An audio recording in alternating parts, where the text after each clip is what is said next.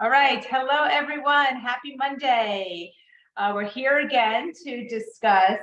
Today is a health topic Zoom, and it's a super hot one because I think this is the most number one question that I get is what to take for diabetes. And not to mention, it's just the number one question that I always get, but I mean, the population that has diabetes is insane. It has tripled over the past 20 years. This has surpassed global projections. Very sad. So we're on a very sad track. And this is a lifestyle disease. We want you guys to really understand that. And that's what we're going to drill in today. Drilling in. Because the reason I guess I feel like so strongly about it is because I know that it can be prevented. And it doesn't take that much work, but you do have to put the work in, but it can be prevented. Whether your family has everybody in your family has diabetes or not, this can be prevented. It does not have to be for you. Sometimes reversed. And so even sometimes reversed, exactly. So a lot to talk about. So I'm gonna let Ryan start to dig in and open it up with diabetes and we'll take from there. Yeah, it's like I'm gonna try to keep it lighthearted in a way and jovial because it's such a doomy and gloomy topic.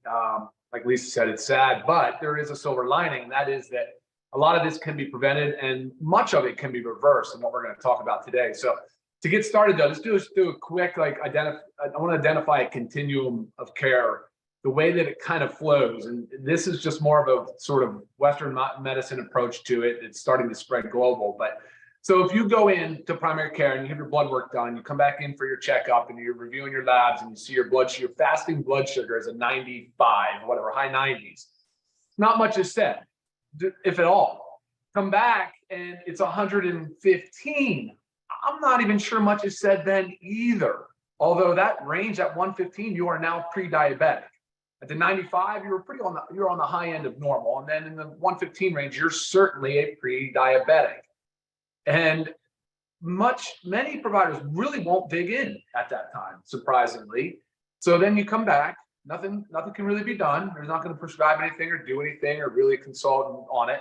Then you're going to come back and it's going to be 126 milligrams per deciliter, which, according to our medical guidelines, you are now clinically type 2 diabetic. Again, I'm really kind of drilling in on the type 2 diabetes. Today we're going to discuss insulin resistance and type 2 diabetes. There's also a continuum there. You can be insulin resistant and not diabetic, but of course, type 2 diabetics do have some insulin resistance, of course. So, but that example though, that example of now you're at 126 milligrams per deciliter, now you can receive medical care. So now you'll get a prescription. Now you'll get a follow-up appointment. And and there's your kind of cycle, right? And that's where most people get stuck, They do get told that there's opportunity to make changes in lifestyle, but they don't typically receive any real intensive instruction, right? Or an intervention or prevention, right? Say at the 95 mark, hey, look, Susie, you're creeping up there, so let's do a little bit of lifestyle modification so we don't get higher and reach that diabetes to diabetic range. Yeah, sure. So all right, so from insulin resistance all the way to type 2 diabetes, we're not going to talk about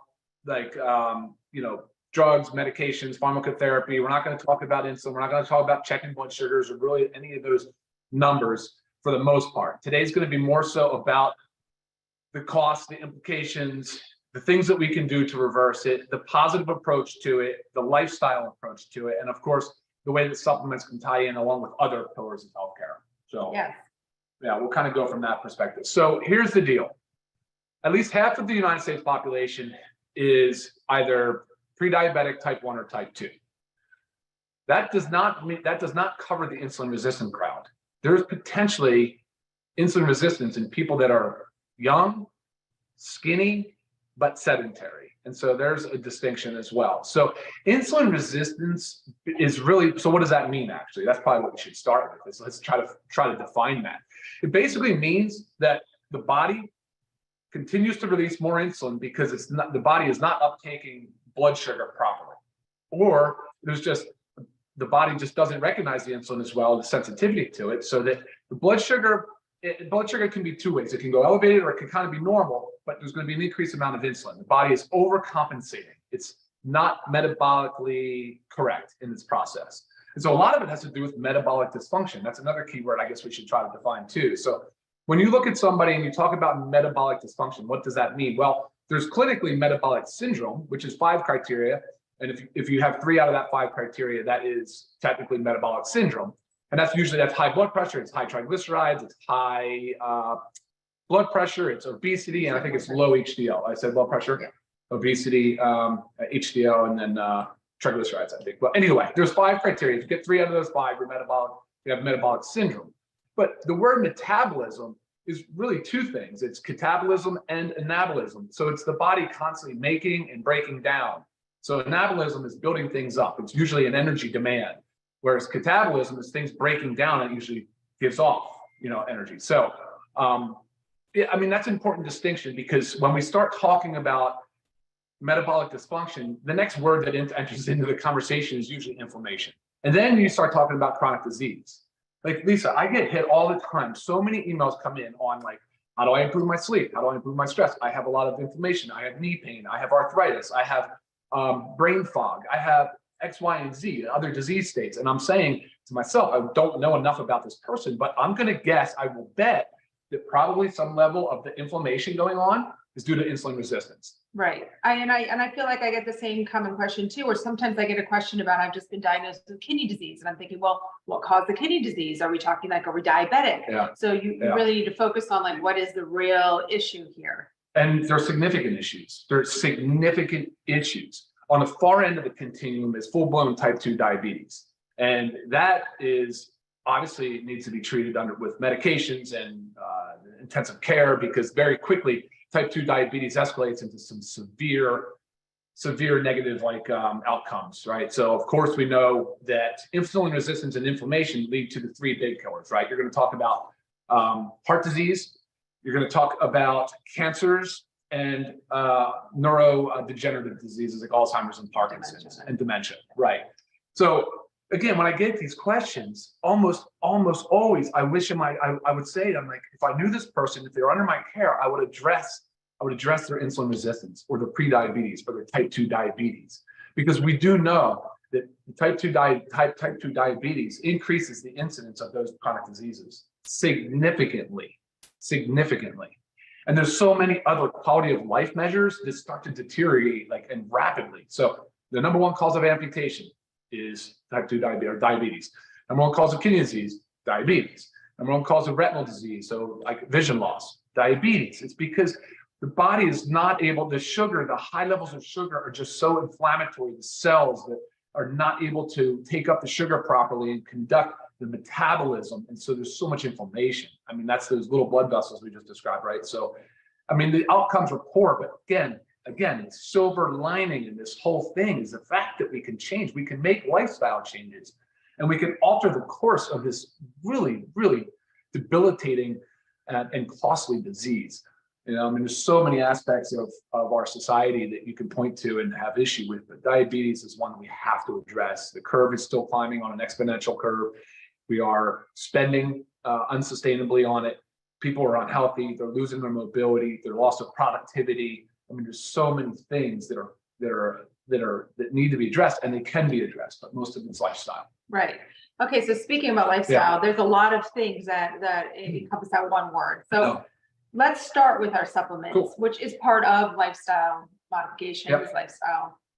Sure. Let's do it. All right. So the way I kind of approach you'll never see us have a diabetes support supplement, only because that buys more into the reactive sick care model. It's not so much of a preventive or a root cause identification model. It's not educational in any way. I'm not trying to help you lower your blood sugar, so to speak. I'm trying to help you understand the course of your chronic disease and how to kind of correct the root cause.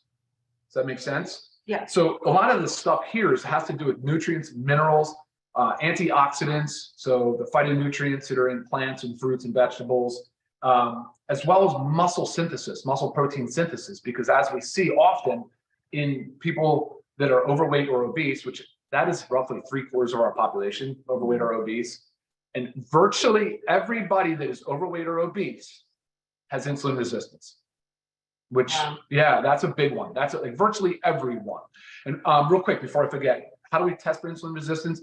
There's obviously blood sugar fasting sugars, but that's probably not as reliable as an oral glucose tolerance test. So if you guys are out there and you're very concerned, if you're overweight or obese, or even if not, if you're at your provider and you want to know, you want to identify, oral glucose tolerance test is the way to go. Is that similar to like what I did when I was pregnant? That's the glucose load. Yeah, they Okay. give you a glucose You get to test. drink a nice, disgusting sweet drink. Yeah, exactly. And then they mount it to you every 30 minutes, I think, over 2 hours for your Right. insulin and your glucose levels, and then they can see how those two match up. But our approach to this was saying that, look, we know fat cell. Okay, how about this? We know that muscle cells are the biggest user of blood sugar, right? So it's better than fat, So, and with that said, lean muscle mass is probably the best, most effective way to start to correct blood sugar imbalances and insulin resistance. Right.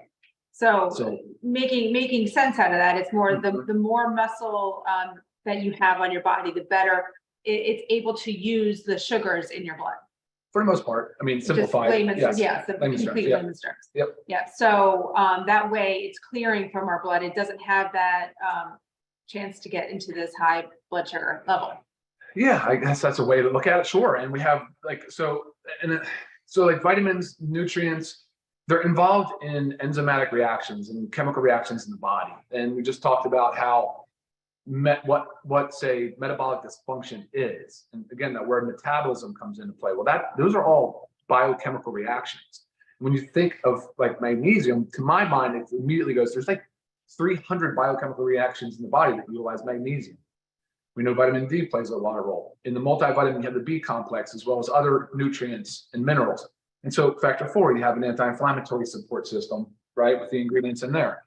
And then you add in the muscle protein synthesis stuff. You have the amino acids, the protein. And then I said phytonutrients. So the reds and the greens, packed, loaded, full with phytonutrients and antioxidants. And antioxidants, I don't know how many antioxidants there are, but there's a lot. There's a lot. So the more broad range of antioxidants you can get, the better. And that was the concept with using some of these like superfoods, high nutrient density, right? Not as common foods, not things that you won't find broccoli or cauliflower in here. But that's the concept, right? Is to help, because again, in that inflammatory process, the body's generating a lot of free radicals. And so you want the antioxidant as to combat all of that free radical damage that can be done. Right. Yeah. And basically what we have here, we've just pulled out our Ultimate Wellness Pack. Okay. And because again, ultimate wellness, like that's the goal here. It's metabolic homeostasis. Like you've got to be consuming all this stuff so your body is getting what it needs and it can thrive. It can work for you. Being deficient in just one vitamin or mineral can cause a whole slew of issues within your body. So you've got to think about that. It's not hand picking, well, which one do I need for my diabetes? Guys, this is all whole health. You're changing your lifestyle here, right? We are preventing this or we are trying to reverse this. You need this stuff. In addition to supplements, right? There are other things. We can even since we're just talking about nutrition, we can just go straight into the diet side of it. Okay, sure. It's what you eat, how much you eat, and when you eat. Okay. These all play a big role in managing, I was going to say managing diabetes, not that, preventing illness, but managing that homeostasis that we want, managing a balanced blood sugar. Eating a proper diet, it helps you lower your blood glucose, your blood pressure, increases your blood flow. It helps you maintain a healthy weight. It helps you put on muscle mass, helps you sleep better. I mean, there's so many things that a good nutrition can do for you. I was actually just reading this study that was talking about our timing of eating.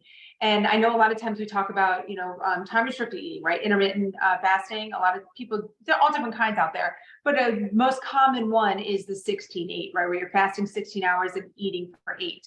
And it's very common for us that we will, I mean, for the majority, that we fast throughout the day, kind of till we hit our 16 hours. So maybe it's like noon or 1 o'clock, 2 o'clock. And then we have our eating window. But this study was showing that, that we actually do better. Our glucose tolerance is greater in the morning. So think about if you just flip-flop that 16-8. Say we woke up and within an hour that we ate our breakfast.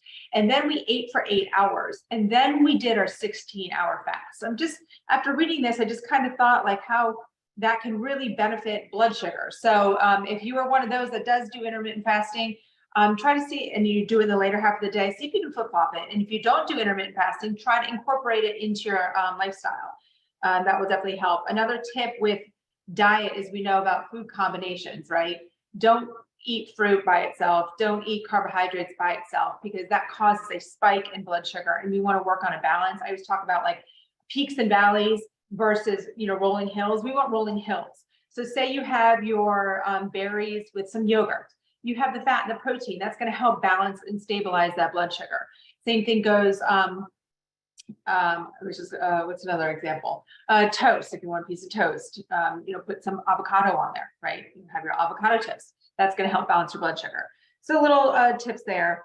You'll eat sometimes differently in a state of health or a state of disease, right? Like if you have a full-blown type 2 diabetes, you're really trying to make corrective action. You probably, even though some fruits, and we're talking about natural sugars now, some fruits are lower than others, there's still a time where you like, if you're really trying to kick and get out of diabetes, you really need to definitely avoid added sugars.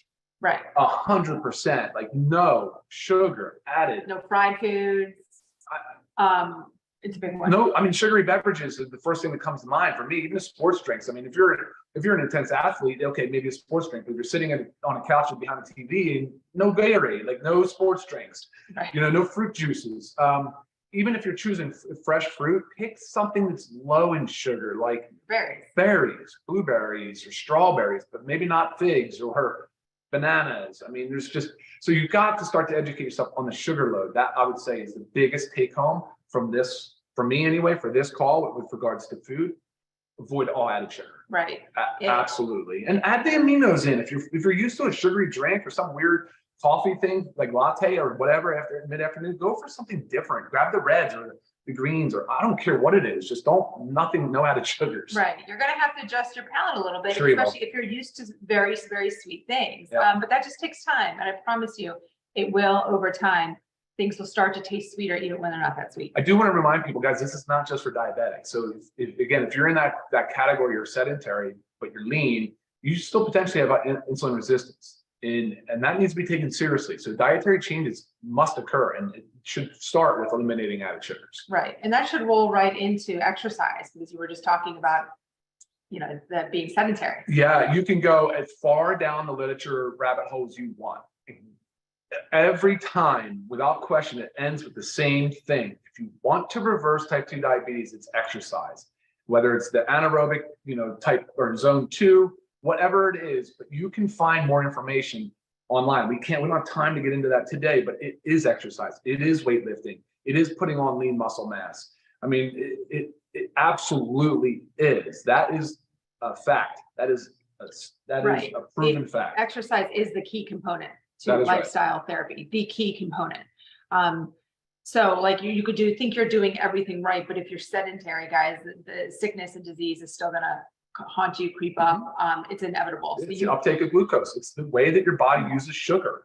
And the one organ that probably you should drill in the most on is the liver. I mean, the liver plays a huge role in the management of sugar. Right. And even specifically for diabetics, this is like the recommendation is 150 minutes of moderate to vigorous aerobic exercise. So that's like your biking, your walking, your jogging, anything that's getting your heart rate up and kind of sustaining it up. Spread over at least 3 days per week to minimize consecutive days without the activity. Yeah. Okay, so divide that 150 up through the week if 3 sessions or more. And then also you need to do resistance training. Sure. And it recommends for diabetics 2 to 3 resistance training sessions a week on non-consecutive days. The goal is to get your body doing something every day. Say one day you do 30 minutes on the bike. The next day you do some resistance training. You don't have to have a gym membership. Go into your garage, go outside in a room, use your body weight, but that's resistance. You have got to be doing this stuff, and you can easily buy bands and whatnot on Amazon for super cheap, guys. I mean, this does not have to be a lot, I promise you. But goal is you have got to move your body on most days of the week. So exercise, nutrition, sleep is another one. Sleep's right up there with those 3. Okay, so sleep is an under-recognized factor in type 2 diabetes. what it does to your blood sugar and insulin resistance with lack of sleep. And typically this is not getting enough sleep. I think this is what the study that I was reading was most based on, because that's also what's going on in our population. We're not getting enough sleep. We're not allowing ourselves enough time. We're too busy. We're too stressed. There's too much light. You know, so cortisol production shoots up. Right. Well, that's another one. So sleep and stress kind of in a way go hand in hand, but blood sugar levels rise in response to stress hormones being released. Okay, so if you think about it, like it's a vicious cycle. We're stressed out, so we're not sleeping, then we're not sleeping enough, so we're stressed out, and our insulin resistance is through the roof. And these are all just pieces to a puzzle. When we talk about all these lifestyle things, from supplementation to diet to exercise to sleep to stress, these are all pieces to a puzzle that you've got to put the puzzle. You've got to do it all. So if this is overwhelming right now, and you're like, well, I don't know where to begin with one thing. Say, look, I'm part of LiveGood. I'm going to go and I'm going to get myself that ultimate wellness pack, and I'm going to get on a supplement regimen. Then once you get that solid down, then work on the exercise. Okay, incorporate that, and little by little put your puzzle together. And that's the goal, right? To have this one big piece, and we're working on prevention and hopefully reversal of diabetes. Number one, avoid added sugars, then go to the supplements. There we go. Okay. I have to say that. Truth be told, yes, we got to avoid those added sugars. I mean, added sugars too can just come from like sitting on the couch and snacking on crackers. I mean, those crackers add up. That's all carbohydrate sugar. So it's not just like reading the sugars. Those, yes, I understand, added, but do read your labels because they sneak sugar into a lot of things that you would never, ever even know. Yeah, Google like some different words for sugars, because they'll hide them under words that you would never think that it was sugars. You've got to make sure you're preventing that. Look at the grams of sugar, yes, but also, read the ingredients. Cool. Try some questions. Oh, I know I do have one, Ryan, for you that I got the other day. So someone was saying that their whole family has diabetes. So they're on their way to being diabetic themselves. We always know that your genes are not your destiny. Sure, yeah. Sure. And that's the topic of epigenetics. And you talk about that quite a bit, epigenetics, right? Actually, I'll just cut right to it. If both parents have diabetes, the biggest predictor for the children to get diabetes is insulin resistance. So again, if you have a strong family history of diabetes, measure and try to find out if you have insulin resistance. That is key.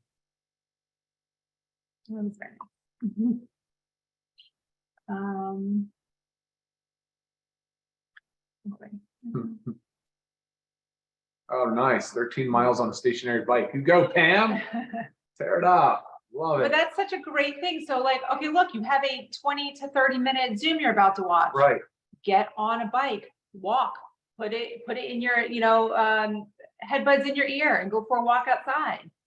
Cleaning the house is exercise. Yes, move your body, but also remember we need, I'm very big on this. I love activities of daily living. Okay, we're cleaning, we're doing this, we're moving, maybe we're working outside for a little bit. Activities of daily living, those are important, but we also need to have structured exercise. You've got to make a point to think, I am doing my 30 minutes of cardio today. Tomorrow I'm doing my 30 minutes resistance training. It has to be structured to really be effective. I don't know if that was one you wanted to, I know it's hard because we're not talking about type 1. I'm avoiding pharmacotherapy questions. Okay. I don't want to go there. I have 5 holistic centers, and these are the greatest products ever. Awesome. Thank you, Jenny. All right. So, yeah, that's it. So I would say too, there's a group that we started on Facebook, right, Lisa? Can you comment on that? Because it's just really about encouraging and promoting active lifestyle. Yes. So the goal with this, guys, is we just want to get more people out there using our products in a healthy way, active way. So it's Living Good with Ryan and Lisa. And it's really just to motivate others, motivate yourself, share how you're using our products to better your life. Whether it's, honestly, whether it's the new sleep patch to help you get that solid sleep that you need, so then you can exercise tomorrow because you haven't been able to exercise because you're not sleeping and you're tired. Whatever it is, we're all working on improving ourselves. And it's nice to share it with others so we can not only get ideas from others, but just the energy and the motivation is a huge part of it. So it's really not designed for like questions and whatnot. It's really just to share. Hey, just post a picture of you exercising and moving. Right, Yeah. mixing your aminos and then going out for sure. a walk. You know, it's just share how you are bettering your lifestyle with LiveGood. Absolutely. Okay, awesome. We'd love to see it. All right, we're at 25 minutes in. Okay, that's pretty good because this one I feel like we could get going and going and going. But guys, yeah, so puzzle pieces, start somewhere and then put that puzzle together so we can work on preventing diabetes. Eliminate added sugars. Start there. Please. All right, guys. Any further questions, go ahead and shoot me an email. Thank you so much for watching. You guys have a wonderful week. Yeah. Bye now.